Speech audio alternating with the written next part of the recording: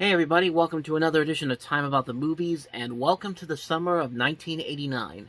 We're looking at the weekend of May 26, 1989, Memorial Day weekend. Usually, for the longest time, this was the starting point for the summer movie season. You would have everybody off of work on Monday. You have 4 days to get as many people into the theaters as you can. The temperature's warming up outside. It's getting hot out. And so, yeah, this used to be when the summer movie season got going. But, of course, nowadays, the summer movie season starts as early as late April. Of course, with what happened with Avengers Endgame a few years ago. But, yeah, like, nowadays, it was nowadays before COVID kind of screwed that up the last couple of years. But it looks like this year we're finally getting back to the traditional summer movie schedule, starting with Doctor Strange on May 6th, and then so on and so forth. Top Gun's coming out, Jurassic World 3. But this summer in particular really was a major year for the summer movie season, because this was the critical point where the summer movie season just changed forever, because up to that point, you would usually have like one or two big blockbusters, and then these other hits that would come in the summer. Like the year prior to this, Big was a big hit, launched Tom Hanks' career. Who Framed Roger Rabbit was a groundbreaking film. Die Hard was a big hit. Coming to America was a big hit. But like now in this summer, there was just so much available to people that people just kept coming to the theaters every single week. Like one week, like you'd have new movies with Indiana Jones, new movies for Star Trek, new movies for Ghostbusters, a new Batman movie, Lethal Weapon, The Karate Kid, James Bond, Nightmare on Elm Street, and then you'd have these other movies that weren't like franchise films, but they were movies with big stars. Robin Williams had Dead Poets Society. Hulk Hogan was in a big movie wasn't a big movie, No Holds Bar. Rick Moranis made his leading film debut with Honey, I Shrunk the Kids. Or at least I think that's his leading film debut. Don't quote me on that. So it was a big summer where there was just so much there for everybody, and people just kept coming back to the movie theaters, to the point where this was a record-breaking year for the Hollywood box office, and it really changed the game on how Hollywood handles the summer movie season. You'll see that within the next year in 1990, where they basically tried to copy everything that they did here in 89 to not as much success in 1990. But we'll get there whenever we get there. But let's talk about the one new release that came out this weekend on May 24th, 1989, and that is Indiana Jones and the Last Crusade. We're about to complete a great quest, the Holy Grail, Dr. Jones. Oh, rats. This is it. Look, the shield is the second marker. We found it. Indiana Jones is on the quest of a lifetime. But for some adventures, one Jones is not enough. Dad? Junior? Don't call me that, please. Follow me! I know the way! A race across 3 continents. And in this sort of race, there's no silver medal for finishing second. Hang on, Dad, we're going in! Into the homeland of the enemy. Nazis. I hate these guys.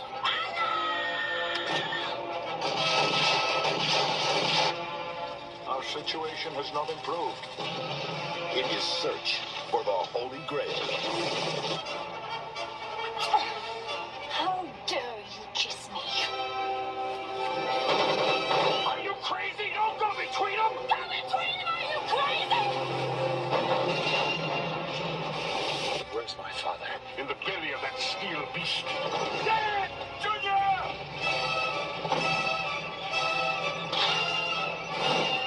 You call this archaeology? The quest for the Grail is not archaeology. It's a race against evil. Germany has declared war on the Jones boys. Those people are trying to kill us. I know, Dad! It's a new experience for me. Happens to me all the time. Indiana Jones and the Last Crusade. Have the adventure of your life, keeping up with the Joneses. Indiana Jones and the Last Crusade is, of course, the third installment of the Indiana Jones franchise. It's the sequel to Raiders of the Lost Ark, because remember, Temple of Doom was a prequel. And in terms of the Indiana Jones movies, Raiders of the Lost Ark will always be the pinnacle movie, the best overall movie from the franchise. But I gotta say, Indiana Jones and the Last Crusade over the years has really grown on me.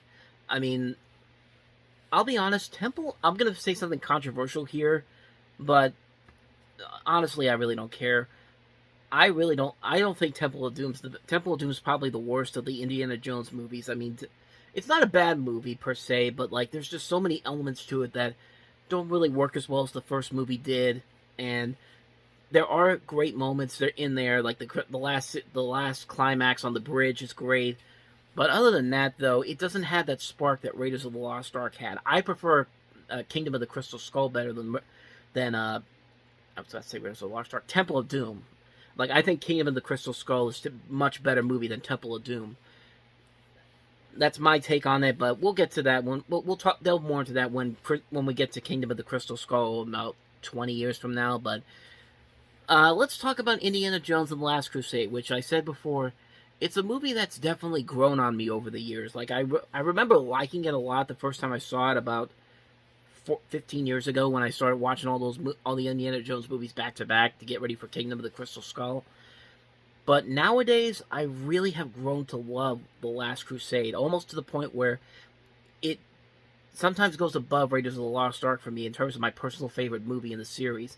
It's really hard to tell because both of these movies, both that one, Raiders and Last Crusade, are so unique and so well done in their own special way. Like, Indiana Jones and the Last Crusade just suckers you in right away. It has this great opening that takes place in the early 1910s with the young Indiana Jones, played here by River Phoenix, and of course was the inspiration later for the Young Indiana Jones Chronicles series that came out in the 1990s.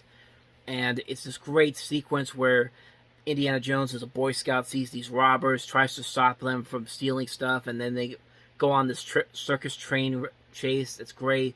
And then at the end, the robbers actually end up winning the battle, and Indiana Jones is just so devastated and all that.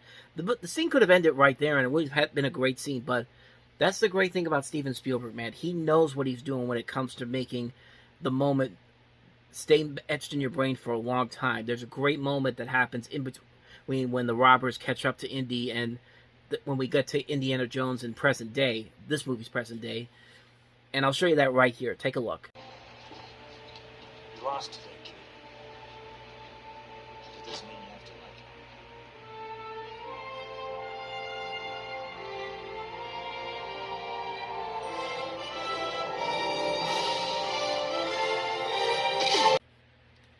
That scene alone is just one of the many reasons why I love this movie so much, because that scene just works so well. You have this robber telling this young Indiana Jones, "Hey, you lost today, but you know what?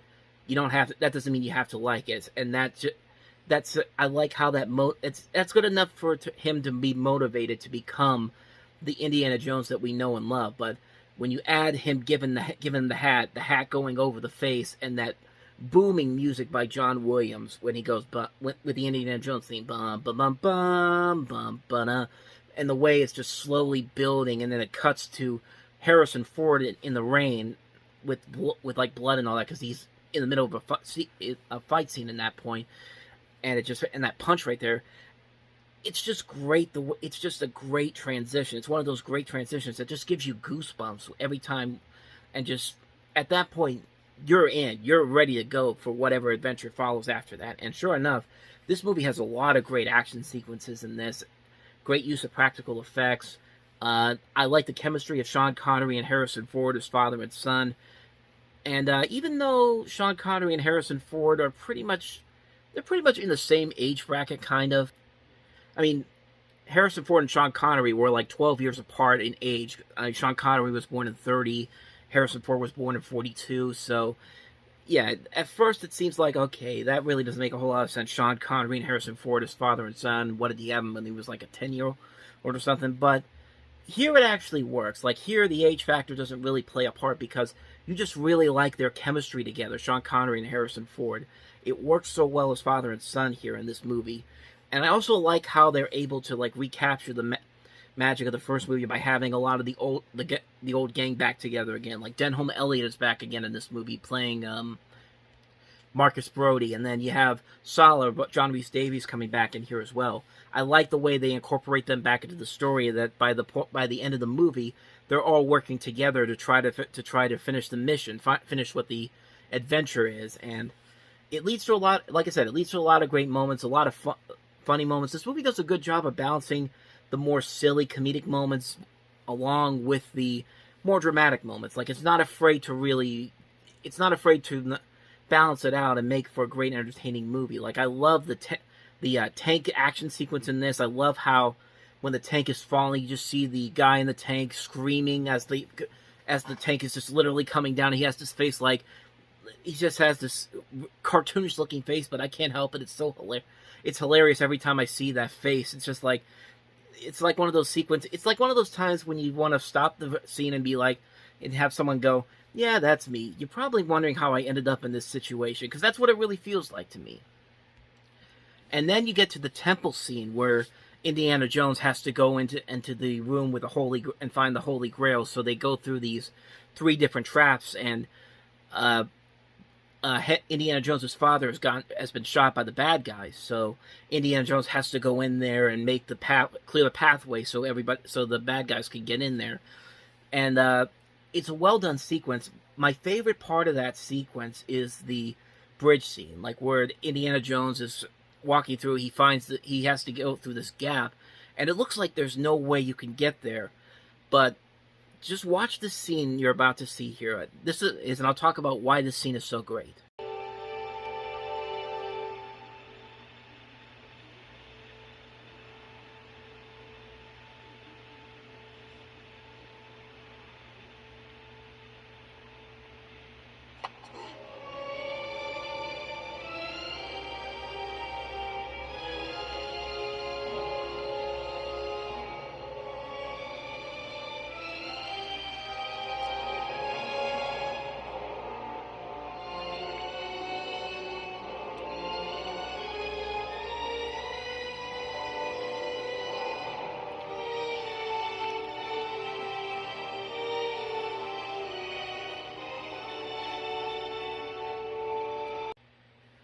I wasn't in the theater to see this movie because obviously I was only about 5 months old. I'm pretty sure people erupted when his foot landed on there and he didn't fall off. I mean, just a great sequence right there, and I like how the camera actually moves to show you that there was a bridge there, and you're not able to see it, but it's literally a leap of faith. Like you have to trust yourself to know that there's a pathway there, and I just love the way that scene is shot and like the way the music again ramps up.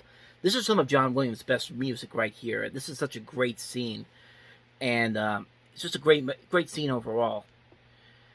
And then after that, of course, we get the Holy Grail scene, which is a great scene which features some really good practical effects of the bad guy melting as he picks the wrong Grail, and then Indy grabs the right one and saves his father. And as they're about to take the Grail out, the temple starts to collapse, and Indiana's trying to save Elsa from getting trying to save Elsa, but Elsa wants that Grail, and every time she tries to get close to it, the last time she does it, she ends up falling over and ends up dying.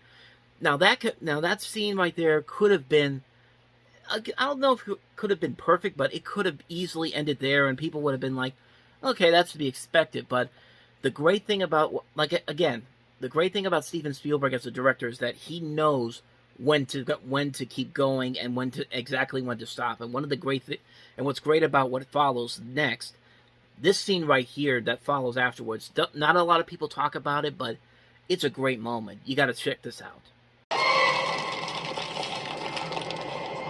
Junior, give me your other hand. I can't hold on. I can get it. I can almost reach it, Dad. Indiana. Indiana. Let him go.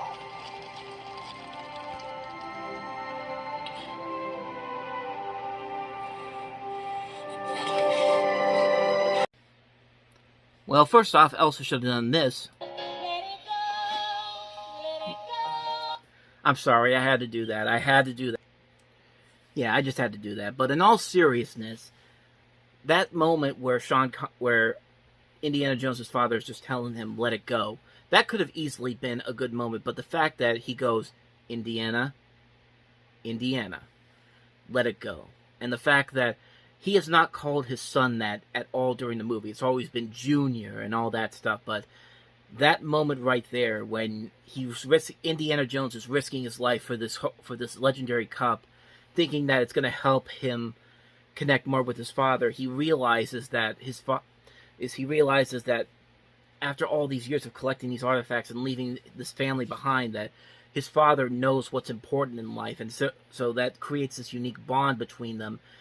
It's just such a great moment, and after Sean Connery passed away, this moment really just became something entirely different. It makes that stand out so well with this movie, and it's one of those moments where not a lot of people really talk about it, but it's one of the great moments ever in these Indiana Jones movies. Like, just that little moment there.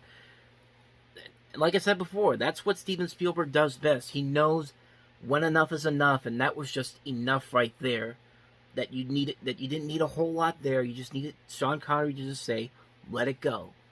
And then that's it.